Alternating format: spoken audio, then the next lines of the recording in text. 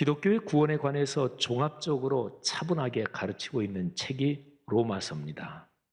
로마서는 1장부터 8장까지 구원에 관한 가르침을 기록하고 있고요. 그리고 이어지는 3장, 9장, 10장, 11장은 이스라엘 민족, 아브라함의 혈통으로 이어지는 유대인의 구원 문제를 좀 특별하게 다룹니다. 그리고 이제 12장부터 16장까지는 1장부터 8장까지에서 말씀한 그 구원의 교리, 구원의 가르침, 그게 삶의 현장에서 어떻게 활용되고 어떻게 살아야 되느냐, 그 문제를 12장부터 16장까지 말씀합니다. 그러니까 로마서 전체의 흐름에서 8장은 구원에 관한 가르침의 결론이니까 로마서 전체의 메시지에서 사실은 최고봉이라고 얘기할 수 있습니다.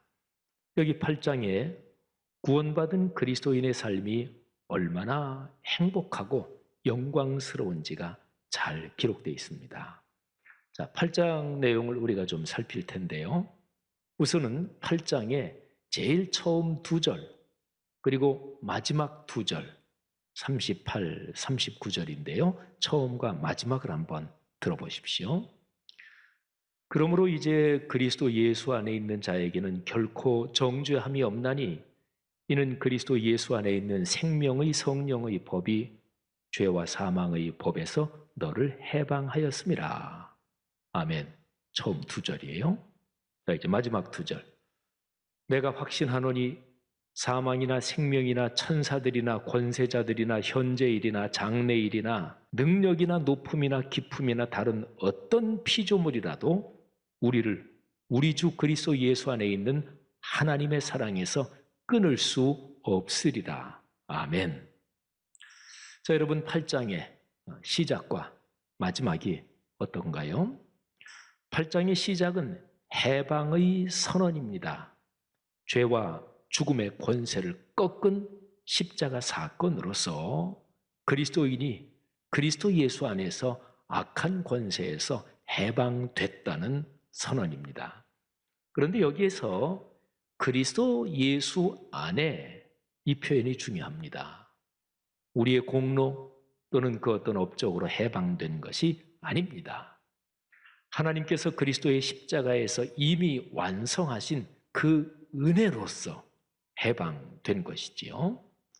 자, 이 8장의 처음이 해방의 선언이라면 8장의 마지막은 해방된 그 상태, 그러니까 그리스도 예수 안에 있는 하나님의 사랑을 받으면서 사는 그 그리스도인의 상태를 그 누구도, 그 무엇도, 그 어떤 피조물도 결코 끊을 수 없다.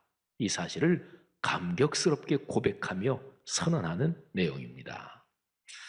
자, 그리스도인이 어떤 존재냐? 이 8장의 처음과 마지막에 아주 명백하게 나오죠. 그리스도인은 예수 그리스도 안에서 죄와 죽음의 권세에서 해방된 존재입니다. 그리고 그리스도 예수 안에 있는 하나님의 사랑을 받으면서 그렇게 끝까지 걸어갑니다. 자, 그러면 이 걸어가는 삶의 여정, 이 가운데 과정, 이거를 어떻게 설명할 수 있을까요? 8장은 그리스도인이 그렇게 삶의 여정을 걸어가는 그 과정을 하나님께서 지키시며 이끄시는 삶이라고 표현합니다. 삼위일체 하나님, 성부, 성자, 성령 하나님께서 그리스도인이 걸어가는 삶의 여정을 지키시고 이끄신다는 거예요. 성부, 성자, 성령 이 세 순서에 맞춰서 8장에서 성부 하나님, 성자 하나님, 성령 하나님이 우리 그리스도인을 어떻게 지키시고 이끄시는지 한 절씩을 제가 말씀드리겠습니다.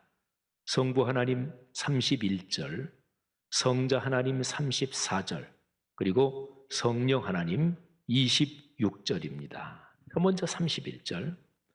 그런즉 이 일에 대하여 우리가 무슨 말 하리요?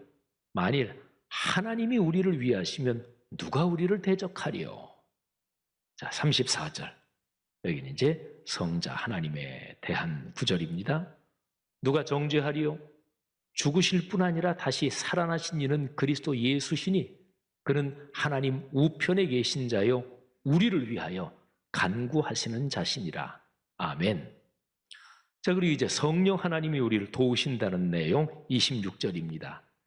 이와 같이 성령도 우리의 연약함을 도우시나니 우리는 마땅히 기도할 바를 알지 못하나 오직 성령이 말할 수 없는 탄식으로 우리를 위하여 친히 간구하시느니라. 아멘.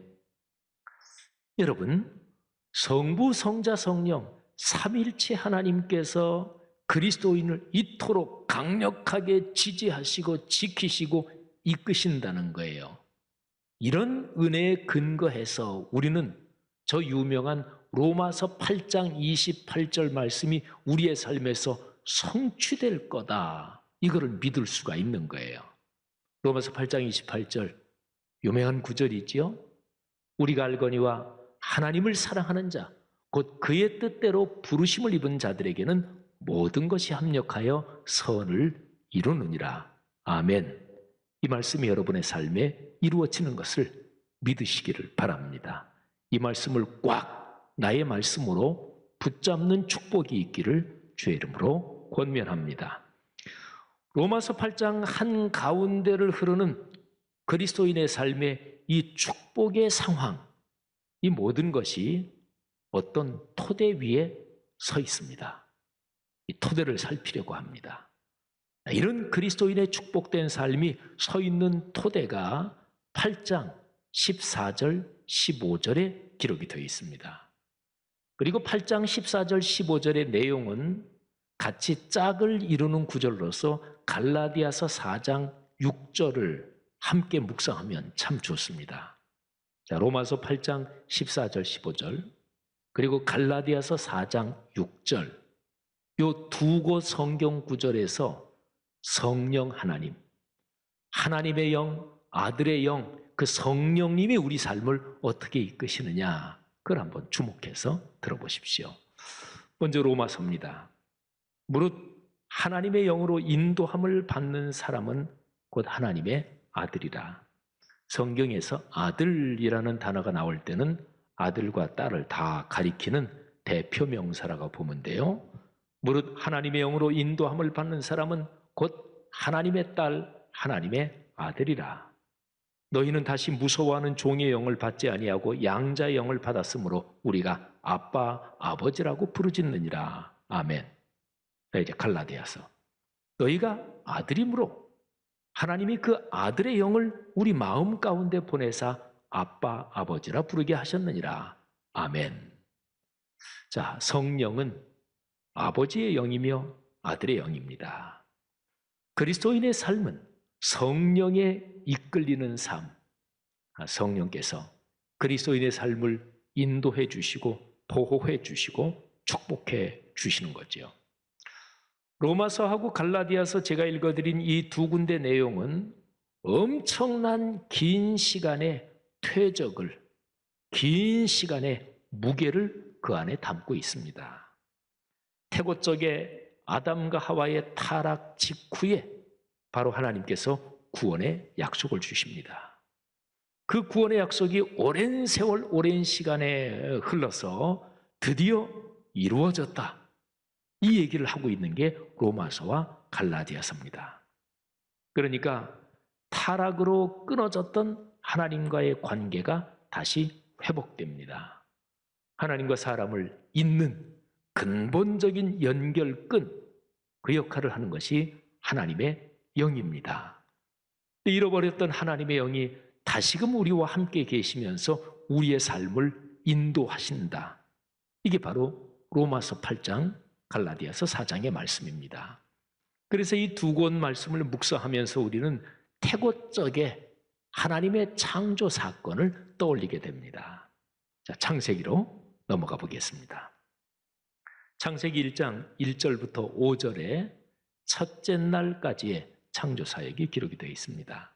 근데 이 5절 중에서도 1절, 2절, 3절, 이 3절은 존재하는 모든 것에 가장 처음에 무슨 일이 있었는지 거기에 대해서 우리에게 말씀해 줍니다. 이 3구절에 엄청나게 사실은 깊은 뜻이 담겨 있고요. 그래서 신학자들이 사실은 1절, 2절만 가지고도 책을 한 권 쓰기도 하고 그렇습니다. 이 세 구절에 담긴 그 엄청난 뜻, 그야말로 태산보다 크고 바다보다 넓은데, 그런데 오늘은 제가 제 설교의 맥락에서 필요한 것만 잠깐 말씀드리겠습니다. 자, 이 세 구절에서 우리는 천지의 창조, 그러니까 태초에 하나님이 천지를 창조하실 때 삼위일체 하나님께서 사역하셨다 하는 것을 묵상할 수가 있습니다. 자, 1절은 성부 하나님을 가리키고 2절은 성령 하나님, 그리고 3절은 성자 하나님을 가리키면서 창조의 사역을 말씀합니다. 자, 1절 들어보세요. 태초에 하나님이 천지를 창조하시니라. 자, 1절에서 하나님 이렇게 말씀한 것은 꼭 성부 하나님만은 아니고 삼위일체 하나님을 한꺼번에 뜻하는 표현이기도 하긴 합니다. 하지만 1절을 통해서 우리는 성부 하나님의 사역을 주로 묵상하고, 자, 그 다음에 2절입니다. 2절에는 성령, 하나님의 영이 아예 명시적으로 나오죠. 땅이 혼돈하고 공허하며 흑암이 깊음 위에 있고 하나님의 영, 성령은 수면 위에 운행하시니라. 자, 그 다음에 3절에서 우리는 성자 하나님을 묵상할 수 있습니다. 하나님이 이르시되 빛이 있으라 하시니 빛이 있었고. 그런데 3절에서 여기 성자 하나님이 어디 나오지? 얼른 눈에 보이지 않죠. 그런데 3절에서 하나님이 이르시되, 그러니까 하나님이 말씀하시되.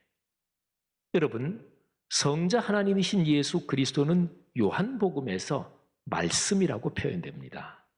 그러니까 말씀이 육신이 되셔서 우리 가운데 오셨다. 그분이 바로 예수 그리스도시지요. 근데 이 말씀이 태초에 하나님과 함께 계셨고, 이 말씀이 곧 하나님이시고, 이 말씀으로 하나님께서 천지를 창조하셨다. 요한복음 1장의 내용이지요.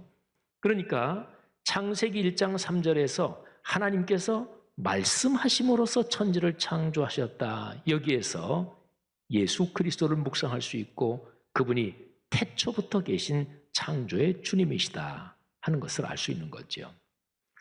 자, 창세기 1장 제일 처음 3절에서 삼위일체 하나님의 창조 사역을 봤는데, 우리가 이제 더 깊이 들어가면서 주목할 것은 사람의 창조입니다. 하나님께서 모든 피조물을 만드시면서 사람을 특별한 존재로 만드셨습니다. 창세기 1장 26절에 사람을 만드시려는 하나님의 기획이 나오고 27절에 실행이 나옵니다. 한번 들어보십시오. 사람이 어떻게 특별한 존재로 하나님에 의해서 만들어졌는지 그 점을 한번 잘 생각해 보십시오. 하나님이 이르시되 우리의 형상을 따라 우리의 모양대로 우리가 사람을 만들고 그들로 바다의 물고기와 하늘의 새와 가축과 온 땅과 땅에 기는 모든 것을 다스리게 하자 하시고, 하나님이 자기 형상 곧 하나님의 형상대로 사람을 창조하시되 남자와 여자를 창조하시고. 아멘. 자, 이 구절에서 우리라고 하는 복수가 나오지요. 이거는 영광스러운 어떤 분, 어떤 존재를 극도의 경외하는 마음으로 표현할 때 복수로 표현하는 그런 방식입니다. 이거는 성경만이 아니라 세계 여러 나라 문화권에 이런 문화적인 관습이 여러 군데서 발견이 되는데요. 하여튼 그렇게도 해석할 수 있고, 또는 삼위일체 하나님의 사역을 표현하는 것으로도 해석할 수 있습니다. 여러분, 사람은 어떻게 만들어졌나요? 삼위일체 하나님의 그 하나님의 형상과 모양을 따라 창조됐습니다. 존재하는 모든 피조물 중에서 오직 사람만 그렇게 만들어졌습니다. 그러니까 사람과 하나님을 뗄 수 없게 연결하는 그 무엇인가가 있는 거지요. 그게 바로 하나님의 형상입니다. 자, 그러면 이런 질문을 던져보면 좋습니다. 사람과 하나님을 뗄 수 없도록 연결하는 것이 하나님의 형상이라 그러는데, 하나님의 형상이라는 게 구체적으로 무엇일까요? 창세기 2장 7절에 그 단서가 있습니다. 여호와 하나님이 땅의 흙으로 사람을 지으시고 생기를 그 코에 불어넣으시니 사람이 생명이 된지라. 아멘. 그 창세기 2장 7절을 보면 사람의 창조가 아주 특별하다 하는 것을 여기서 다시 한번 발견할 수 있습니다. 우리가 보통 하나님께서 말씀으로 천지를 창조하셨다 이렇게 배웠지요. 예, 맞습니다. 하나님께서는 빛이 있으라 뭐 이렇게 말씀하심으로 천지를 창조하십니다. 그런데 사람의 창조는 조금 다릅니다. 사람의 창조에는 하나님의 손으로 작업하시는 내용이 들어가고요. 그리고 하나님이 그 코에 생명의 기운, 숨을 불어넣으십니다. 하나님의 숨, 히브리어로 루아흐, 하나님의 숨을 불어넣으셔서 그래서 사람이 생명이 있는 존재가 됩니다. 자, 여기 굉장히 중요합니다. 하나님께서 사람의 코에 하나님의 숨을 불어넣으셨습니다. 그 숨에 생명의 기운이 있었습니다. 아니, 하나님의 숨 자체가 생명의 기운이었습니다. 그 생명의 기운은 삼위일체 하나님 자신에게서 나오는 그 어떤 것입니다.